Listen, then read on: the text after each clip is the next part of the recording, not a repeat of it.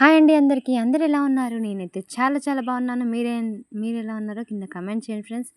మీలో ఎవరైనా first time మన ఛానల్ చూస్తుంటే ఛానల్ సబ్స్క్రైబ్ చేసుకోండి. వీడియోస్ లైక్ చేయండి, షేర్ చేయండి ఫ్రెండ్స్. ఏం చేస్తుంది లడ్డు ప్లేట్‌లో అన్నంలో పెట్టుకొని ఏం చేస్తుంది అనుకుంటున్నారా? ఇది vegetable ball. Healthy protein, rich protein, high protein ball అండి. మునగాకుతో చేసిన రెసిపీ అండి. చాలా చాలా బాగుంటుంది ఇది.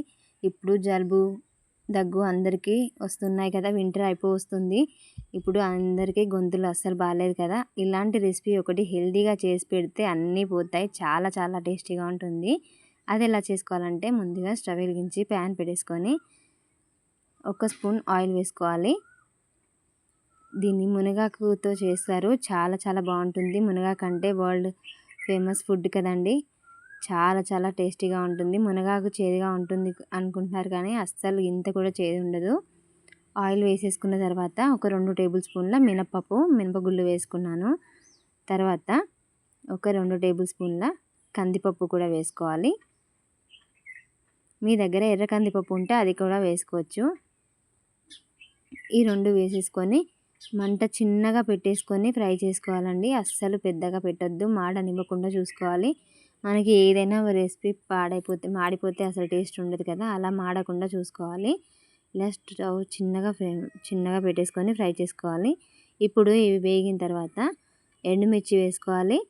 ఒక 5-6 ఎండుమిర్చి వేసుకోవాలి. తర్వాత 2-3 పచ్చిమిర్చి కూడా వేసుకున్నాను. 2 వేస్తున్నాను. 2 వేయడం వల్ల చాలా చాలా బాగుంటుంది. దేని టేస్ట్ దానికే ఉంటుంది కాబట్టి 2 వేసుకోవాలి. ఇందులో మనం కారం యూజ్ చేయం కాబట్టి 2 మిర్చి వేసేసుకోవాలి. ఇవి దూరగా ఫ్రై చేసుకోవాలి.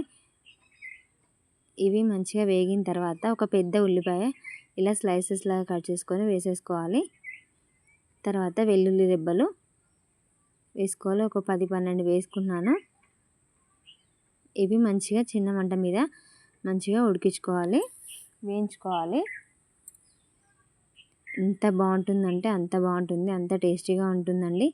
ఇది ఎవరైనా తినొచ్చు. పిల్లలైతే చాలా బాగా ఇష్టపడతారు. అంత టేస్టీగా ఉంది. మీరు తప్పకుండా ఒకసారి ట్రై చేసి ఎలా వచ్చిందో చెప్పండి. ఇమీడియట్గా చేసుకోండి. ఎంత బాగుందో మీరే చెప్తారు. మునగాకు దొరికితే మాత్రం అస్సలు మిస్ చేయకండి. చూసారా, మునగాకు 1 కప్పు మునగాకు వేస్తున్నాను. మనం ఇది ఇంత వేసాం కదా, చూడడానికి మనం అది ఫ్రై అయిన తర్వాత చాలా కొంచెం అంటే కొంచెమే కనిపిస్తుంది, తొందరగా వేగిపోతుంది. చూసారా, ఇలా మొత్తం ఫ్రై చేసుకోవాలి. మీకు ఇంకొంచెం కావాలంటే కూడా వేసేసుకోవచ్చు. నేను లేత మునగాకు వేసుకుంటున్నాను. ముదిరింది అయితే కొంచెం వేగడానికి టైం పడుతుంది. ఆకు అయితే అస్సలు నలగదు. ముదిరింది అయితే కొంచెం లేతగా ఉన్నది ప్రిపేర్ చేస్తే చాలా బాగుంటుంది. తర్వాత ఇది మంచిగా వేయించుకోవాలి. వేగిన తర్వాత ఇప్పుడు అందులోకి కరివేపాకు వేసుకున్నాను. కరివేపాకు కూడా ఎంత మంచిదో మీకు తెలుసు కదా, హెయిర్కైనా, జుట్టుకి, కండ్లకైనా ఎంతో మంచిది. తర్వాత పచ్చి కొబ్బరి వేసుకుంటున్నాను. ఒక పావు చిప్ప పచ్చి కొబ్బరి వేసుకుంటున్నాను. మీకు కావాలంటే గ్రైండ్ చేసేటప్పుడు అయినా వేసుకోవచ్చు. కొంచెం వేగితే బాగుంటుంది కదా అని నేను ఇందులోనే వేసాను. ఇవన్నీ వేయించుకోవాలి. తర్వాత ఇప్పుడు జీలకర్ర 1 టేబుల్ స్పూన్ జీలకర్ర వేసుకోవాలి. తర్వాత కొంచెం చింతపండు వేసుకోవాలి. మనకి ఇందులో కొంచెం చింతపండు వేసుకుంటే బాగుంటుంది. చిన్న నిమ్మకాయ సైజ్ అంతా వేసుకోవాలి. మరి ఎక్కువ కూడా వేసుకోవద్దు. కొంచెం వేసుకొని కొంచెం ఫ్రై చేసేసుకోవాలి. ఇది అస్సలు మాడకుండా చూసుకోవాలండి. చూసారా, మనం ఇంతసేపు వేయించినా కూడా పప్పులు ఏమాత్రం మాడలేదు. ఇలా మంచి బ్రౌన్ కలర్ వచ్చేంత వరకు ఫ్రై చేసుకుంటే సరిపోతుంది. తర్వాత రుచికి తగినంత ఉప్పు వేసేసుకోవాలి. ఉప్పు వేసుకున్న తర్వాత స్టవ్ ఆఫ్ చేసుకోవడమే.